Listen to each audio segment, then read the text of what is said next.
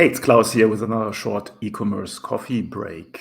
This time I'm going to talk about content creation and to make your life as easy as possible by doing so.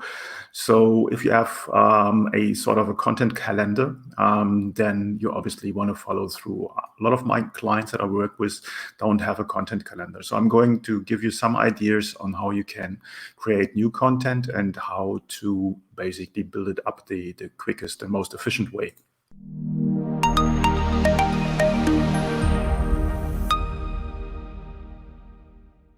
Now, first of all, as I said, you need to have a content calendar. If you don't have one, you can just go and Google, and there is a lot of sources, especially coming from email service providers like Constant Contact, MailChimp, Klaviyo. They all update an annual email marketing calendar.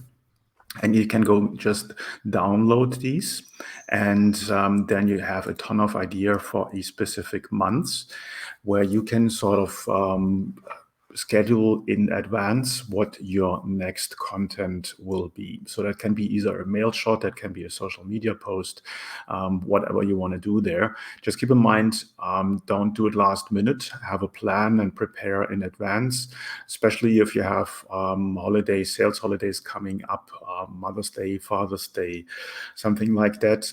You want to do the first announcement of that weeks in advance so that people can basically buy your products as gifts and they will be delivered in time. Now, with the content calendar, obviously the dates might change from year to year, but nevertheless, you can have a general one where it just highlights certain things, and you can also look if there's any industry or niche specific holidays that you can use.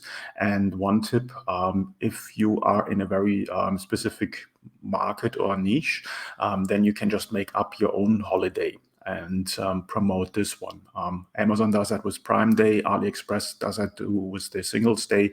So they just made things up, and it became sort of a public holiday in that regards. And you should do exactly the same. So come up with your vanilla latte day of the year or something like that, and then promote this.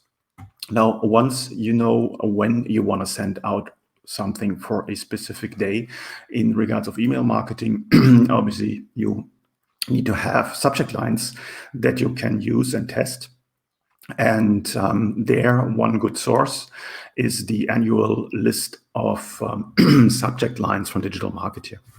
So they're testing subject lines all the time, and every year they bring out a list where they show their best subject lines, including the opening rates and what they have in there. So that gives you tons of ideas of subject lines that you can use for your own business. And you already know that these subject lines, for instance, this one here has been tested and has an open rate of 34%. So if that sort of fits to your own business, give it a try. It's a huge library of subject lines that you can use there. Tip there, what I do in my own business, create a spreadsheet, Excel sheet or Google sheet with the subject lines that you are using for your own mail shots. And then a few days after you have done your email campaign, use this spreadsheet just to enter, to add the subject line that you have used and the opening rate. So over time, you will have a very nice list of used subject lines with the opening rates. And if you have some that were performing very, very well, you just might recycle the same subject line in a later email campaign in the year or in the next year again. And with that, you have a lot of proven content that works for your business, and you don't need to start from scratch all the time. Next thing is obviously now you know when to mail, what the subject line is.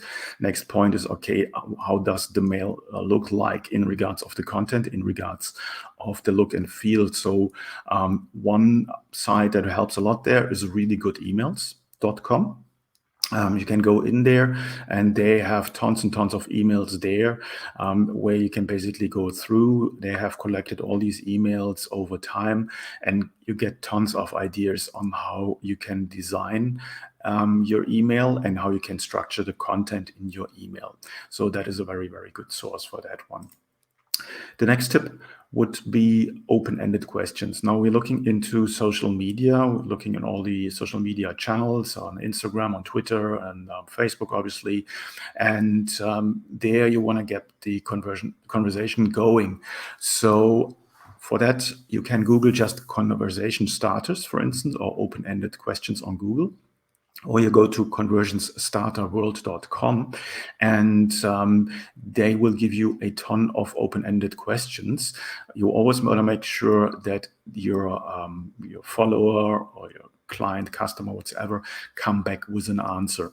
It will help you in two ways. First of all, or in three ways. First of all, you create a connection with them because you're starting a conversation.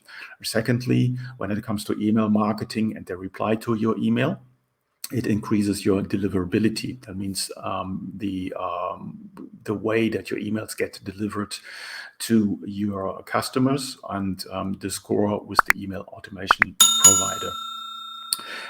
Same goes for Facebook and for Instagram. The more people react and comment on your open-ended question, the more engagement they see, and the more love the algorithm will give you, and the higher your post will be listed, or the more people it will be shown.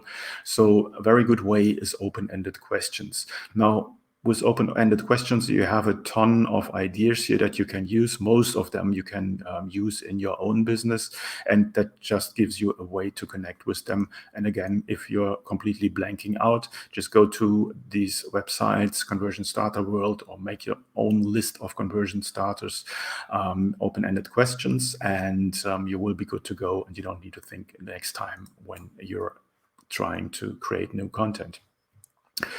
Then you can also do Instagram story. Obviously, they work very well right now, as Reels do. Now, ideas, again, there, go to Google and Google for Instagram story ideas. Or to go to meetedgar.com. They have a number of ideas there. And they will see they have a ton of idea what you can do for your Instagram stories. And not only that, they show you also examples of other people's Instagram stories. So that makes it very easy for you just to pick on these ideas and to put that in place. Now, the last tip that I want to have here is a website which is called inspiringstores.com, which actually was recommended through the Shopify partner program to me. They were showing it today in the call, and this website, inspiringstores.com, is curating the best stores, not only for Shopify, also for other platforms.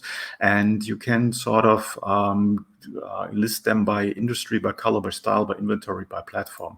Now, a big advantage there is if, for instance, you have a jewelry store and you want to get some ideas of inspiring recommended stores, you just go in there and you get some ideas of what recommended stores in the e-commerce space are doing, and maybe there's something in there that you want to do for your own store.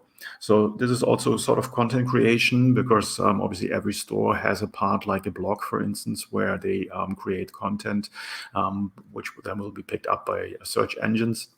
So you need to look what other stores do in that regards. This is just a short overview of what I think or what I use in my own business to create content as quick as possible. And then obviously you need to find a way on how to distribute the content to your customers, to your prospects, the fastest way. So that's something that I talk about with my coaching clients in my coaching program. If you're interested in learning on how to scale and optimize your e-commerce business, then just let me know and I get you all the details on that. Other than that, like, share content as always. And I catch you in the next e-commerce coffee break. Have a good one. Bye-bye.